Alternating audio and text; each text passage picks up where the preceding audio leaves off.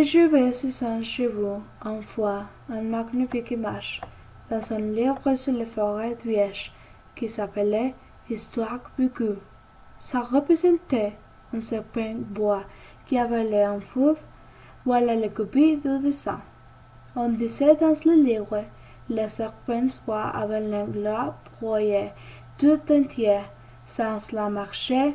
Ensuite, ne pouvant plus bouger, est-il dormant pendant les 6 mois de leur gestion.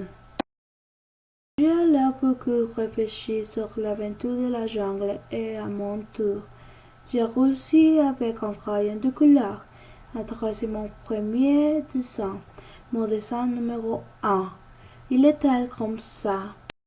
J'ai montré mon chef de roue aux grandes personnes et je leur demandais si mon dessin leur paraissait beau.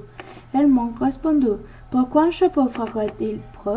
Mon dessin ne représente pas un chapeau, il représente un serpent bois qui désirait un éléphant. J'ai alors dessiné l'intérieur du serpent bois afin que rien personne puisse en comprendre.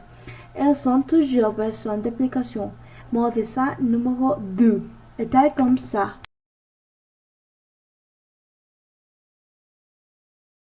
Les grandes personnes m'ont conseillé de laisser la côte les dessins de serpents bois ouverts ou fermes et de m'intéresser plutôt à la géographie, à l'histoire, à calcul et à la grammaire.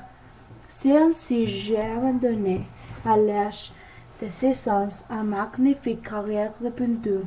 J'avais surtout découragé par l'insuccès de mon dessin numéro 1 et de mon dessin numéro 2. Les grandes personnes ne comprenant jamais rien tout recelé et c'est fatigant pour l'enfant de toujours leur donner d'application. J'ai vendu choisi un autre métier et j'ai appris à piloter des avions.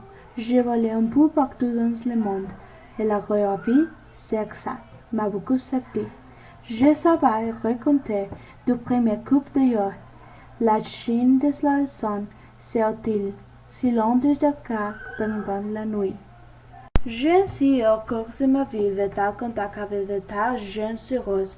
J'ai vécu chez les grandes personnes. J'ai leur vu de répéter. Ça n'a pas amélioré mon opinion. Quand j'ai raconté en qui me paraissait un peu lucide, j'ai fait la connaissance sur elle demande dessin numéro 1. J'ai toujours conservé. Je voulais savoir si elle était avec moi compréhensive. Mais toujours elle me répondit, c'est un chapeau. Alors je ne lui parlais ni de serpents, ni de bois, ni de forêts vierges, ni de toiles. Je m'étais à portée, je lui parlais de bûches, de votes, de politique et de cravates. Et la grande personne était